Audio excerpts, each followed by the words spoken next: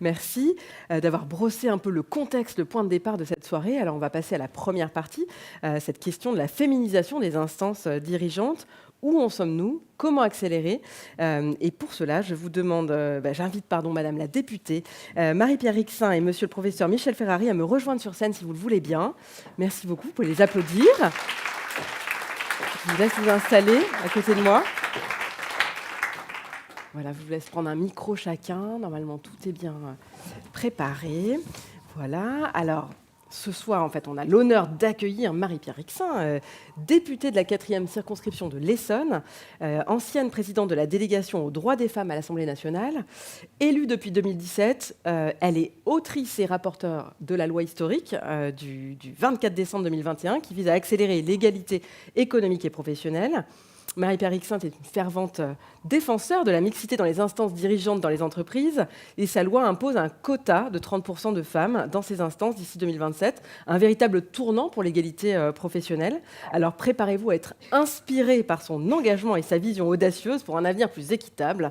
Attention, je plante le décor. Et nous avons également l'honneur d'accueillir à ses côtés Michel Ferrari, figure reconnue dans le domaine de la diversité et de la performance des organisations. Vous êtes professeur de management à l'Université de Genève et chercheur affilié à Schema Business School. Michel Ferrari est le fondateur de l'Observatoire Schema de la féminisation des entreprises, ancien membre du Haut Conseil à l'égalité entre les femmes et les hommes. Ses recherches et ses analyses sur les entreprises du CAC 40 et l'impact de la mixité sur la performance en ont fait une référence incontournable. Alors préparez-vous à remettre en question vos idées reçues sur la diversité en entreprise. Vous l'aurez compris, nous sommes très heureux de vous accueillir tous les deux pour ce duo un petit peu inédit ce soir. En tous les cas, on va pouvoir évoquer ce thème qui vous est cher à tous les deux, celui de la féminisation des instances dirigeantes. Alors, je me tourne d'abord vers vous, Marie-Pierre Rixain. Comment vous est venu ce souhait de travailler sur ce sujet? C'était une conviction personnelle? Qu'est-ce qui a nourri votre engagement? Est-ce que vous pouvez nous le partager? Le sujet de l'égalité économique ou le sujet de l'égalité en général entre les femmes et les hommes? Le sujet de l'égalité entre les femmes et les hommes. Alors, certains disent que je suis née avec une pancarte féministe dans la main, mais de manière peut-être plus prosaïque. En fait, on a tous connu des épisodes dans nos parcours personnels, et je dois dire que... j'ai été confrontée. L'événement marquant quand même qui a fait que je me suis engagée sur le sujet, que j'ai commencé à écrire, notamment dans le journal du lycée, lorsque j'étais lycéenne, j'ai été confrontée à une amie qui a été victime de mariage forcé lorsque j'étais en seconde. Et donc moi, absolument protégée de tout cela, j'ai été confrontée avec la réalité du monde, une de mes amies, brillante, et absolument avec un avenir certain, d'un bel avenir professionnel, eh bien, du jour au lendemain, a été mariée de force et s'est retrouvée caissière au supermarché à côté du lycée. Et donc, de fait, eh bien, de fil en aiguille, vous savez, les droits des femmes, je vous reconnais beaucoup de visages ici, on le sait toutes et tous. Eh bien, c'est un fil que l'on tire.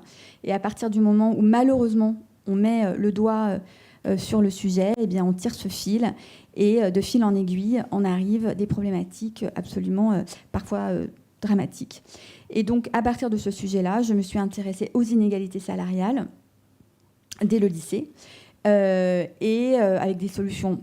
D'ailleurs, je note que certains peuvent parfois encore reprendre certaines de mes propositions de lycéennes sur lesquelles je ne reviendrai pas aujourd'hui, et qui ont effectivement initié un engagement personnel sur ce point. Voilà. Alors, est-ce que vous pouvez nous rappeler peut-être les points majeurs de la loi qui porte votre nom et nous partager un premier bilan à ce jour? Alors, effectivement, la loi... alors peut-être, parce que nous sommes ici au MEDEF, il y a beaucoup de personnes évidemment qui travaillent dans les entreprises, notamment qui sont adhérentes au MEDEF. Donc je pense important de rappeler plusieurs points. D'abord sur l'intention du texte. L'intention du texte n'est pas un texte qui vise à sanctionner les entreprises, à les passer au crible, et en leur disant maintenant, vous n'avez pas atteint un seuil, vous êtes sanctionné. Le sujet n'est pas là. Le sujet, il est que on avait promis à Marie-Jo Zimmermann, en effet, lorsqu'elle a travaillé sur le texte, que son texte ruissellerait sur l'ensemble des instances de gouvernance de l'entreprise, à savoir effectivement les conseils d'administration concernés par son texte, mais également les instances de direction que sont les COMEX et les CODIR. Et donc, lorsque nous avons évalué le texte, nous nous sommes bien évidemment rendus compte que, on n'y était pas, hein, c'est-à-dire qu'on était à 18% de femmes dans notamment les COMEX et CODIR du CAC 40. Et donc, la promesse qui avait été faite 10 ans auparavant, Marie-Josée Zimmermann, n'était pas au rendez-vous. Donc, il a bien fallu, à un moment donné, se rendre à l'évidence que, comme le dit si bien Christine Lagarde, vous le savez, elle l'a dit devant la délégation des droits des femmes, qu'avec des quotas, les entreprises femmes trouvent des femmes et que sans quotas, les entreprises se trouvent des excuses. C'était malheureusement un peu vrai. Et donc, il a fallu en passer par la loi. Alors, si effectivement la loi Copé-Zimmermann s'adresse davantage aux entreprises cotées, ce texte s'adresse aux entreprises de plus de 1000 salariés parce que je me suis rapidement rendu compte, à l'aune d'un certain nombre de rencontres, et notamment avec Euronext, qu'il y avait un certain nombre de... Nous y reviendrons premièrement avec Michel Ferrari, mais qu'il y avait déjà un certain nombre d'éléments qui étaient exigés, notamment de la part des agences de notation, de la part des investisseurs. Et donc les entreprises cotées, j'ai envie de dire, elles avaient déjà des attendus de la part des entités qui les représentaient. Et donc je me suis orientée sur ces entreprises de plus de 1000 salariés. Donc c'est une loi qui s'adresse aux entreprises de plus de 1000 salariés. C'est une loi qui se déroule sous plusieurs dates, en tout cas plusieurs piliers. Le premier qui est celui de la publication sur le site Internet des outils de communication des entreprises. Depuis 2022, les entreprises doivent donc publier deux périmètres, parce que cette loi concerne 2 périmètres. En effet, la féminisation des instances de direction, je tiens à le dire, c'est les instances de direction. Les instances de direction sont définies par la loi, ça n'est pas spécialement les COMEX ou les CODIR. L'idée étant de bien cibler le cœur du pouvoir de l'entreprise et les cadres dirigeants. Donc les entreprises doivent publier cette répartition femmes-hommes depuis 2022 sur leurs propres outils de communication. Depuis cette année sur le site du ministère du Travail. Elles devront en 2026 atteindre donc 30% de femmes et d'hommes dans les COMEX et les CODIR et les cadres dirigeants. Et d'ici 2029, 40%. Elles auront 2 ans pour se mettre en conformité, donc elles pourront être accompagnées par la loi. Et donc, au final, d'ici le 30 mars 2031, ça paraît loin, 2031, les entreprises, effectivement, devront atteindre ce quota au risque d'être sanctionnées financièrement à la hauteur de 1% de la masse salariale. Voilà en grande ligne les dispositifs de la loi. Et on en est où aujourd'hui ? Alors aujourd'hui, nous en sommes... Alors, il y a eu un phénomène d'abord d'anticipation de la loi. C'est-à-dire qu'on l'a clairement vu. Je ne sais pas si vous vous souvenez un peu de ce climat de 2020. On est tous un peu confinés, mais malgré tout, on a quand même quelques souvenirs. Les entreprises ont compris que le législateur se posait des questions. Et donc, entre 2019 et 2021, on a eu une progression d'à peu près 5%. C'est-à-dire qu'on était environ à 22% en 2021. Donc, ce phénomène d'anticipation de la loi. Et entre 2022 et 2024, nous sommes passés à 27,3%. Je parle là des entreprises du SBF 120. Et donc, nous sommes aujourd'hui à 27,3% pour les entreprises du SBF 120. Donc on a eu une progression, vous le voyez, d'à peu près un peu plus de 9 points en l'espace de 4 ans, alors que nous étions à peu près sur des progressions de 10 points en 8 ans. Donc on a eu une accélération de cette féminisation, donc ça c'est le premier point. Le deuxième point, parce qu'on en parle souvent et peut-être y reviendrez-vous ce soir, on a aussi ce sujet, vous savez, fonction support et fonctions opérationnelles. Et il se trouve que parmi, il y a eu également une accélération en fait des fonctions opérationnelles occupées par des femmes, et notamment CEO, direction générale, PNL. Aujourd'hui, on est à peu près à 38% de femmes qui occupent ce type de poste pour des entreprises du CAC 40. Et soit une progression donc de 5 points dans l'espace-temps dont je vous parlais tout à l'heure. Donc on a aussi une progression, certes lente, nous y reviendrons, sur le sujet, notamment fonction support, fonction opérationnelle. Mais ce sujet-là est quand même au cœur aussi de la progression des femmes sur le type de poste. Merci beaucoup. Alors, on progresse. Alors, je vous coupe juste pour vous dire quand même que donc on a dépassé notamment des pays qui jusqu'à présent étaient meilleurs élèves que nous, et je pense notamment aux États-Unis. C'est depuis cette année, notamment sur des périmètres équivalents SBF 120, nous sommes supérieurs, nous avons un taux de féminisation supérieur à ceux des États-Unis, ce qui est important dans le contexte actuel aussi en matière d'attractivité. Merci Madame la députée. Alors je me tourne vers Monsieur Ferrari. Comment vous est venu, vous, ce souhait de travailler sur ces sujets et pourquoi vous avez choisi de créer cet observatoire Schema? Qu'est-ce qui mesure exactement cet observatoire?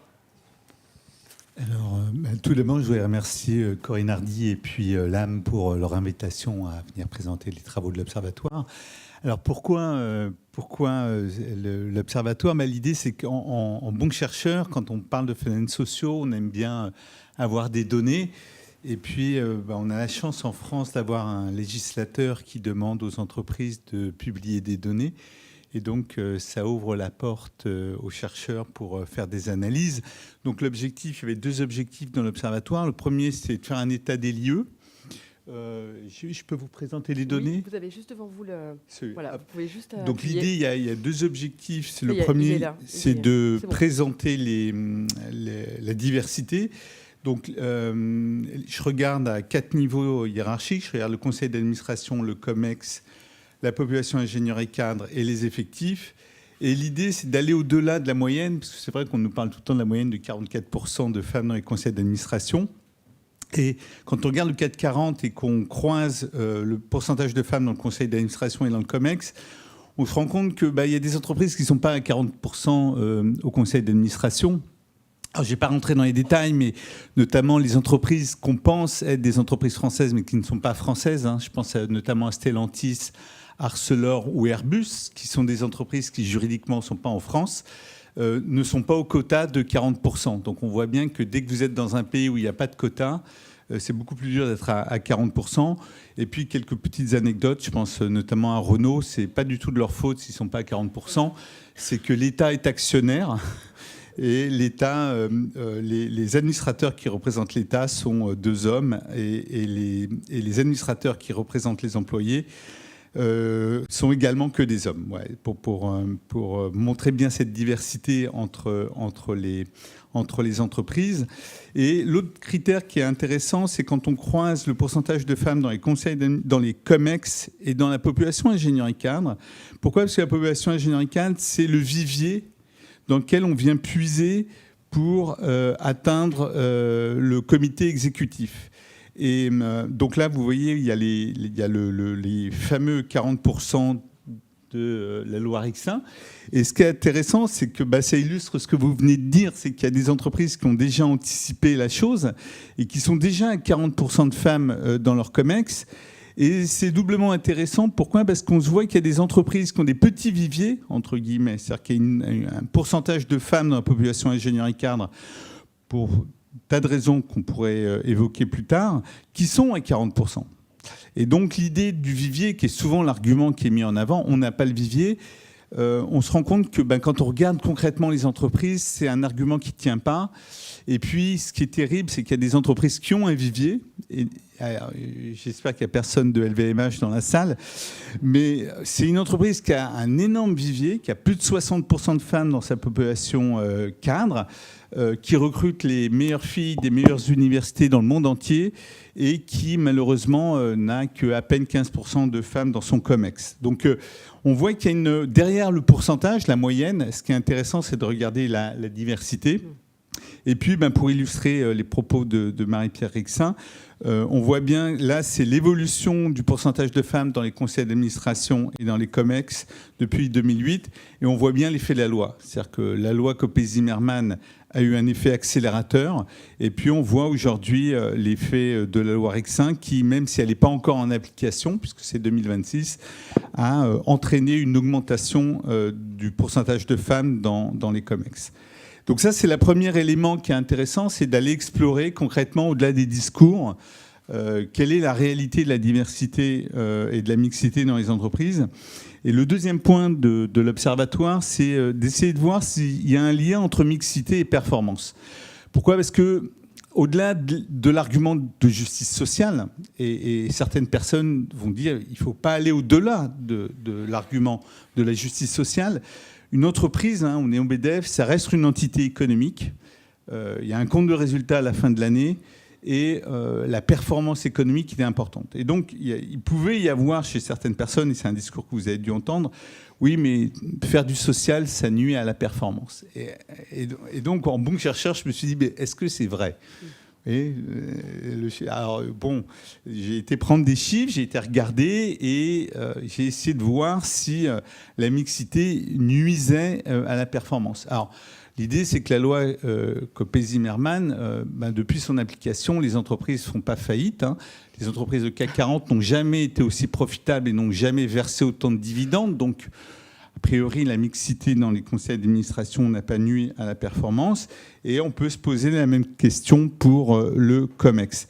Alors, l'idée, moi, j'ai plutôt regardé la population ingénieur et cadre, c'est-à-dire l'encadrement. Pourquoi ? Parce que c'est la population qui est la plus dure à faire évoluer pour une entreprise. Vous voyez, faire évoluer le pourcentage de femmes dans un conseil d'administration ou dans un COMEX, c'est relativement facile. Et d'ailleurs, c'est pour ça que les entreprises s'adaptent aussi vite. Vous avez une femme dans un COMEX de 10 personnes, vous en mettez 2, vous passez de 10% à 20%. Wow, vous avez doublé votre pourcentage. Faire ça sur la population ingénieur et cadre, ça va être plus compliqué. Pourquoi ? Parce que là, on parle de centaines, voire de milliers de personnes. Donc, doubler le pourcentage de femmes dans votre population ingénieur et cadre, ça va être plus compliqué. Et donc, quand on regarde la performance, je regarde la rentabilité opérationnelle. Alors, ce qui est intéressant, c'est qu'on voit qu'il y a une corrélation. C'est-à-dire que les entreprises où la mixité est la plus élevée sont aussi les entreprises les plus rentables. Alors, bien sûr, je vois déjà poindre les experts en statistiques, me dire « Monsieur, corrélation n'est pas explication », premièrement, puis regardez le secteur industriel. Alors, comme je n'ai que 6 minutes pour présenter les chiffres, je ne vais pas pouvoir m'étendre, mais s'il y en a que ça intéresse, j'ai des papiers académiques où, de manière très rigoureuse, on a fait des belles régressions avec des variables de contrôle. Donc, si ça vous intéresse, n'hésitez pas. Mais comme on m'a demandé de ne pas vous assassiner ce soir, je ne vais pas vous présenter les régressions. Et puis, je regarde une deuxième dimension, et ce sera mes 2 derniers slides, c'est le lien avec la responsabilité sociale d'entreprise. Et c'est intéressant, donc se pose la question de l'évaluation de la responsabilité sociale de l'entreprise. Alors, il ne faut pas se tromper, la courbe, c'est que plus le chiffre est élevé en matière de responsabilité sociale d'entreprise, et plus le risque est important, donc moins le chiffre est bon. Et même chose, c'est assez intéressant, c'est-à-dire qu'on se rend compte que plus les entreprises sont socialement responsables, et plus la mixité est importante au niveau de l'encadrement. C'est-à-dire que les personnes qui font vivre l'entreprise, le middle management, il y a un lien entre les deux. Alors la question, c'est où est l'explication ? Est-ce que les femmes vont plutôt dans des entreprises qui ont une forte responsabilité sociale d'entreprise ou est-ce qu'elles contribuent à l'amélioration de ces responsabilités sociales d'entreprise ? Ça, c'est des questions qu'on peut se poser en termes de recherche. Et dernier point, parce que le sujet est très important, sur cette question de l'environnement, qui est une des 3 dimensions de la responsabilité sociale d'entreprise. Mais on voit même chose, il y a une corrélation assez importante entre le pourcentage de femmes dans la population ingénieur et cadre des entreprises et le degré de responsabilité en termes d'environnement. Donc voilà très rapidement les raisons de l'observatoire, schéma de la féminisation, à la fois étudier de la réalité et l'évolution depuis 15 ans et quel peut être l'impact sur la performance. Alors la question clé, en fait, maintenant, c'est comment on accélère et comment, finalement, on s'assure que la loi produit les effets qu'elle était censée produire. Alors, comme l'a rappelé très justement Michel Ferrari, ayons en tête 2 choses. La première, c'est que si on compare les résultats obtenus avec la loi Copé-Zimmermann, qui sont en effet absolument exceptionnels, reconnaissons-le, et qui font de la France vraiment une championne à la fois à l'échelle mondiale et européenne en la matière. Cette loi a d'abord mis 10 ans à être réellement à porter ses fruits. Donc, voilà, il faut laisser du temps au temps. Et que par ailleurs, sur le texte concernant donc le COMEX, les COMEX et les CODIR, moi je compare ça avec des escaliers. Donc effectivement, comme vous l'avez dit Michel, sur la loi Copé-Zimmermann, on est sur un escalier intérieur. Donc certes extérieur, pardon. Donc il suffit effectivement, j'ai envie de dire, de recruter des personnes qui sont extérieures à l'entreprise pour pouvoir les intégrer à un board. Alors que sur les COMEX et les CODIR, on a 2 problématiques. C'est soit une promotion des personnes qui accèdent à ce type de poste, soit des recrutements extérieurs. Et en effet, d'abord, les masses de population ne sont pas les mêmes. Et la problématique n'est pas, à proprement parler, également la même. Parce qu'il s'agit, en effet, d'occuper des postes opérationnels à l'intérieur des entreprises et donc d'avoir directement un impact sur notamment le business et l'influence de l'entreprise. Et donc, ce que je vois, notamment à travers 2 articles que j'ai encore relus tout à l'heure avant de venir vous voir et que j'avais lu il y a une dizaine de jours du Financial Times, qui rappellent notamment... Dites-vous qu'évidemment, en France, nous ne sommes pas les seuls à avoir ce type de problème, hein, évidemment. D'autres pays européens se posent la question. Et donc, il y a un phénomène également de ce que l'on appelle l'authority gap et la conception de ce qu'est l'autorité dans l'entreprise, de ce qu'est la compétence, de ce qu'est le pouvoir. Et il y a en effet des stéréotypes concernant notamment l'appréciation de ces indicateurs qui font que les femmes, quelles qu'elles soient, quel que soit leur niveau de diplôme, de compétences, d'expérience dans les entreprises, ne seront pas évaluées à l'aune des mêmes critères, y compris sur un plan psychologique. Donc ça, c'est important.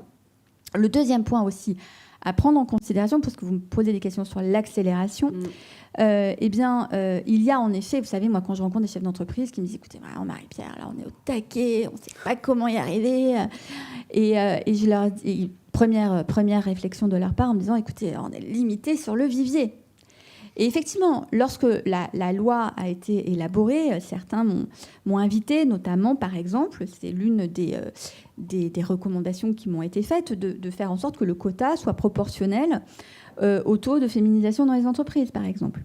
Or, on voit bien, comme le démontre parfaitement Michel Ferrari à l'aune de ces données, que la féminisation, du taux de féminisation dans les entreprises n'est pas liée au taux de féminisation des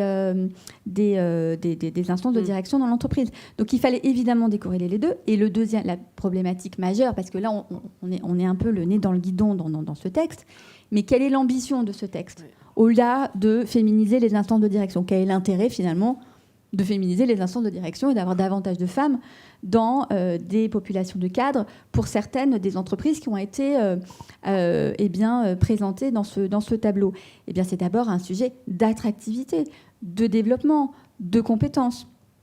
Ayant en tête, et là, il y a eu un article de Vie économiste durant notamment, il y a un mois, juste avant les élections américaines, pour essayer de comprendre comment les populations masculines et féminines sur la génération Z se comportaient d'un point de vue électoral, et qui rappelait notamment la proportion, le fait que les hommes, et là c'était vraiment, il y avait une dizaine de tableaux, ça allait du Canada à la Corée, à la France, à la Nouvelle-Zélande, comment en fait dans la génération Z, les femmes, les jeunes femmes sont en train de cranter le marché du travail eu égard aux jeunes hommes qui commencent à décrocher.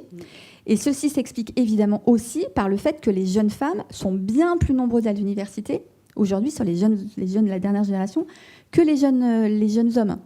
En France, c'est 57% de jeunes femmes qui sont dans les universités et 47% de jeunes hommes. Donc on voit en fait qu'on a aussi ce phénomène d'attractivité et on a bien en tête que toutes les femmes ne pourront pas être présentes dans des COMEX ou des CODIR, mais c'est envoyer en fait un signal également, quels que soient les secteurs d'activité, aux jeunes femmes en leur disant vous pouvez également exercer du pouvoir à l'intérieur d'une entreprise, à la fois de l'énergie, des télécoms, etc. Donc, aller aussi vers ces industries que sont celles de la tech ou que sais-je.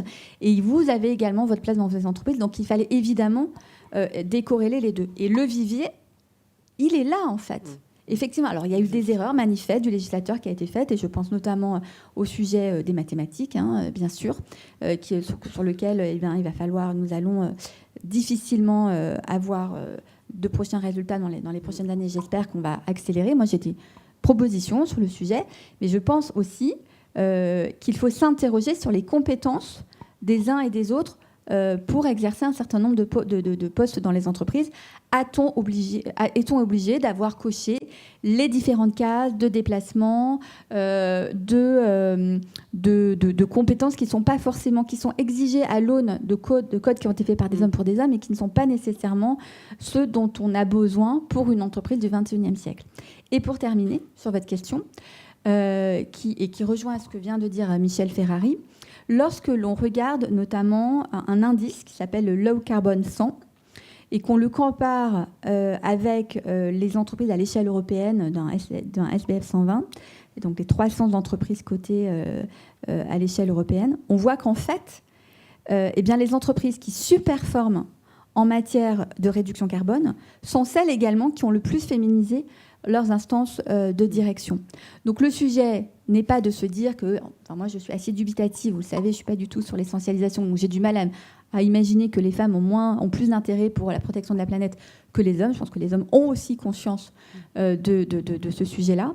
Simplement, c'est de tels bouleversements en matière de code, d'exercice du pouvoir à l'intérieur des entreprises, de pratiques de ressources humaines, que ce sont les entreprises qui sont les plus innovantes, qui sont également les plus performantes, à la fois en matière économique, mais également sur des indicateurs comme la décarbonisation en particulier. Merci. Michel Ferrari, qu'est-ce que ça vous inspire ? Comment vous voyez les choses ? Comment on accélère, selon vous, cette féminisation ?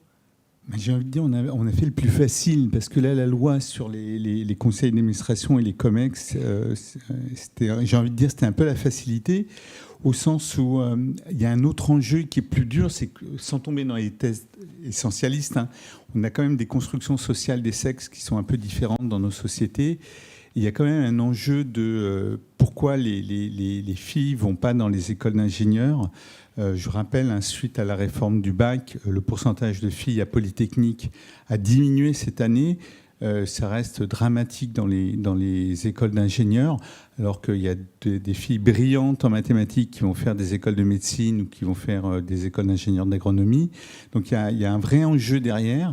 Il y a un enjeu en termes de préférence professionnelle. Qu'est-ce qui fait que les filles ne veulent pas aller travailler dans l'industrie ? Moi, je rappelle toujours, L'Oréal est la première entreprise préférée des jeunes filles qui sortent des écoles d'ingénieurs. C'est la 35e pour les garçons. Et Airbus est la première entreprise préférée des garçons qui sortent des écoles d'ingénieurs, et ça doit être la 40e pour les jeunes filles. Donc il y a des préférences sociales. Et là où ça va être plus difficile, parce qu'on ne va pas pouvoir faire des quotas. Ça va être plus dur de faire des quotas, d'imposer par la loi des jeunes filles d'aller dans des écoles d'ingénieurs. Moi, je suis admiratif on est au MEDEF, je suis admiratif des entreprises du monde industriel pour tous les efforts qu'elles font pour essayer d'attirer des filles, pour essayer de convaincre des jeunes filles d'aller dans les filières d'ingénieurs. Donc, je vois bien le problème. Et personnellement, j'aimerais pas être politique parce que je ne sais pas quelle réponse on va pouvoir apporter. Comment on va convaincre les jeunes filles, comment on va changer le système de représentation. Alors, peut-être mon intuition, c'est... je me rappelle d'une entreprise qui remettait des prix à des jeunes filles qui étaient dans une industrie très, très lourde, très masculine. Et toutes les jeunes filles, les quelques jeunes filles qui travaillaient dans cette entreprise, que ce soit au niveau bac professionnel, BTS ou école d'ingénieur, toutes les jeunes filles qui avaient décidé d'aller travailler chez cet énergéticien le faisaient pour cette question du climat. Alors, je sais que c'est vrai que je suis d'accord avec vous. Les thèses essentialistes, c'est toujours à manier avec prudence, mais le fait que les filles aillent aussi facilement vers les études de médecine, qui sont extrêmement dures, est-ce que demain, le fait que les entreprises industrielles sont la clé du changement pour lutter contre le réchauffement climatique et le dérèglement climatique, est-ce que ça ne peut pas être un facteur d'attractivité justement des jeunes filles vers ces industries ? Alors, avant d'enchaîner sur la deuxième partie, la deuxième séquence, vous le savez, de cette soirée, où on va parler plutôt d'intergénérationnel, est-ce que vous avez un petit mot en conclusion, des conseils pour les entreprises, des idées pour le législateur ? Je ne sais pas, est-ce que vous avez envie de formuler des propositions ? Alors, des propositions, je ne sais pas. Ce que je constate, c'est qu'en France, de manière générale, on a quand même des difficultés avec l'intergénérationnel. Il y a quand même, d'un point de vue...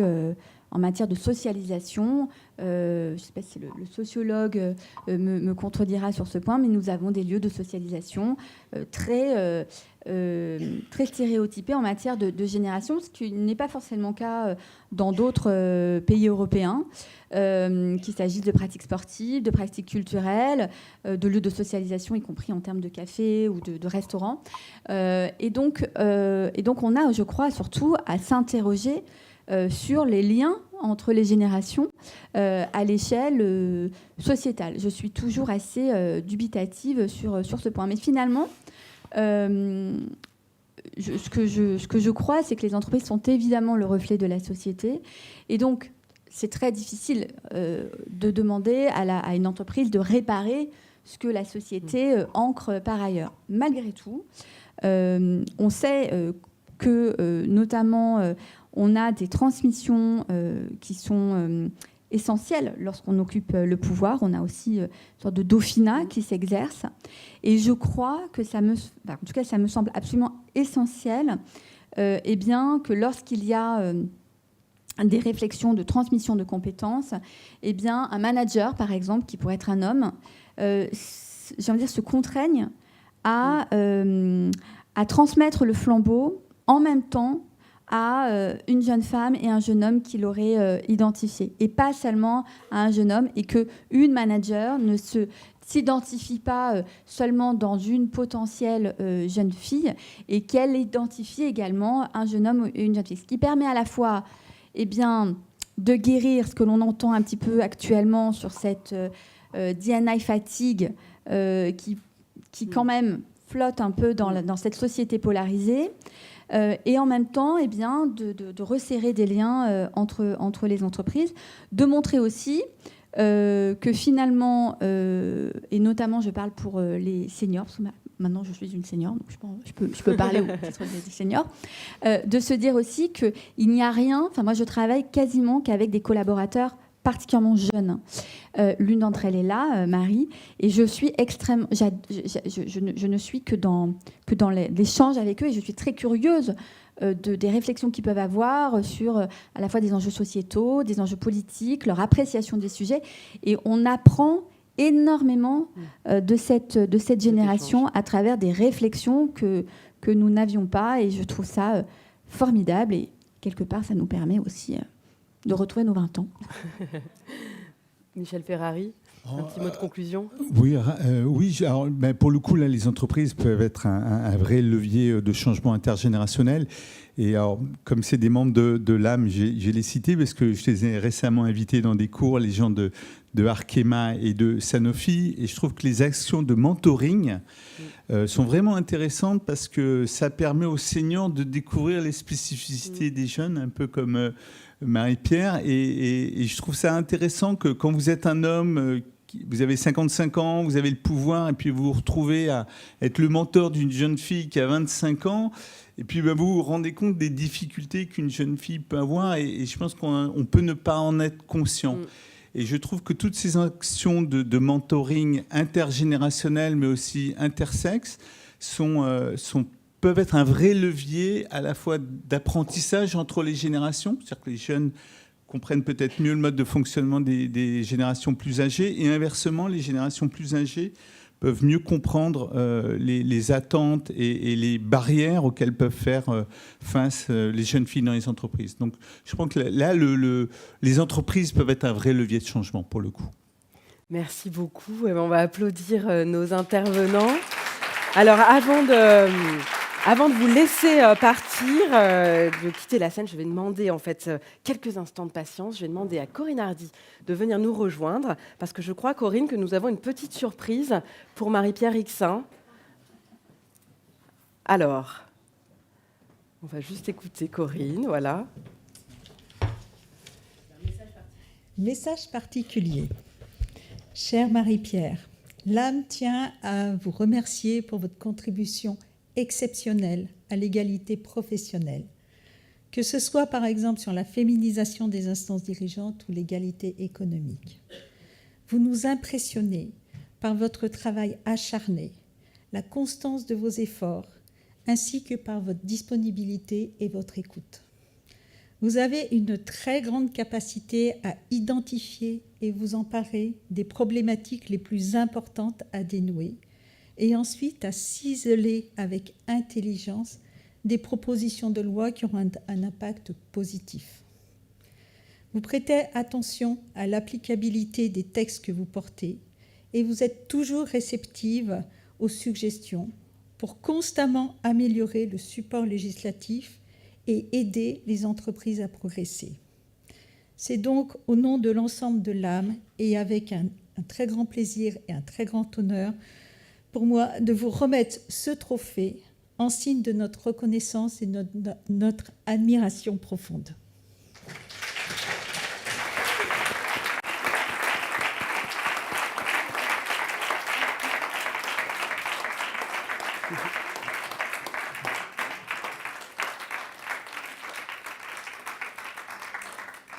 Merci beaucoup. Prévu. En tout cas, je n'avais pas du tout anticipé. D'abord, merci beaucoup, chère Corinne. Merci à toutes les entreprises qui sont représentées au sein de l'âme. Je dois dire que... alors, Corinne, merci d'abord vivement pour tous ces mots particulièrement élogieux. Je ne sais pas si ils reflètent l'exacte réalité, sûrement pas.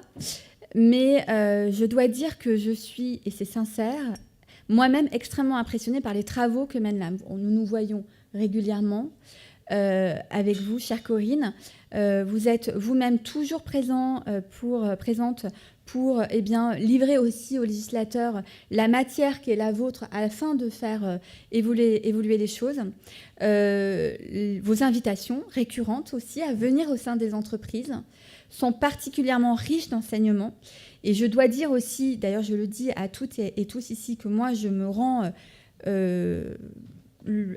à peu près à toutes les invitations que je reçois de la part des entreprises sur ces réflexions, parce que je considère que c'est mon rôle d'accompagner les entreprises dans ce chemin législatif que je considère bien qu'il n'est pas forcément évident, et que les réflexions que nous pouvons avoir avec les entreprises notamment qui sont adhérentes de l'âme sont vraiment des points qui permettent en tout cas d'identifier des points sur lesquels parfois, il faut bien reconnaître, j'étais passée parfois à côté, et qui permettent effectivement de renforcer en tout cas l'applicabilité du texte, et c'est bien là l'essentiel. Et j'imagine bien que lorsque je ne serai plus législateur, il y aura d'autres législateurs qui prendront le relais grâce justement à l'appui, à cette continuité d'une association comme l'âme. Donc merci vivement pour ce beau trophée, et je le partage d'ailleurs aussi avec mes équipes et mes collègues, parce que vous le savez, nous ne faisons rien, en tout cas rarement, nous faisons rarement avancer la société seuls. Tout cela est un travail éminemment collectif, porté avec également les entreprises. Donc merci à vous toutes et à vous tous. Merci beaucoup. Merci. Je vais vous inviter à rejoindre la salle. Merci infiniment de votre présence, Marie-Pierre Rixain et Michel Ferrari.